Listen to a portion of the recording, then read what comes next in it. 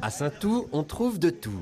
La devise du marché s'applique particulièrement à cette dernière édition avant Noël.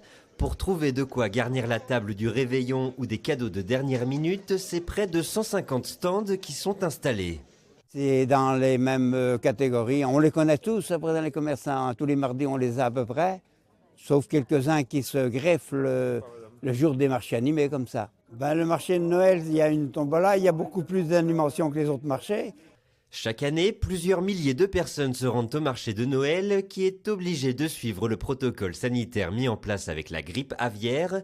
Un seul éleveur peut vendre des volailles vivantes à la fois. Des dindes, des oies et des chapons, Philippe est spécialisé dans les volailles de Noël. Il sait ce que cherchent les clients. Ils cherchent à pas cher, à bon prix, mais bon, il faut quand même mettre relativement une petite somme pour avoir des bonnes volailles fermières. Sinon, c'est pas des volailles fermières, autant aller au supermarché. Comme j'ai des collègues assez sympathiques, ils me donnent tout le mois de décembre pour que je puisse faire les volailles spécialisées pour Noël. Et puis après, je leur redonnerai de la place au printemps. C'est un des derniers marchés qui existent en volaille. Et puis c'est un des principaux. Où déjà on se fait connaître, où il y a la population locale. Et puis où tous les ans, voilà, ça marche du tonnerre, quoi.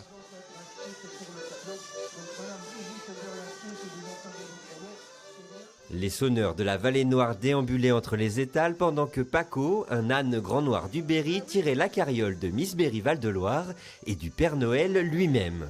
Ce sera au tour du Père Janvier de se déplacer à Saint-Ouen mardi 30 décembre pour le dernier marché de 2025.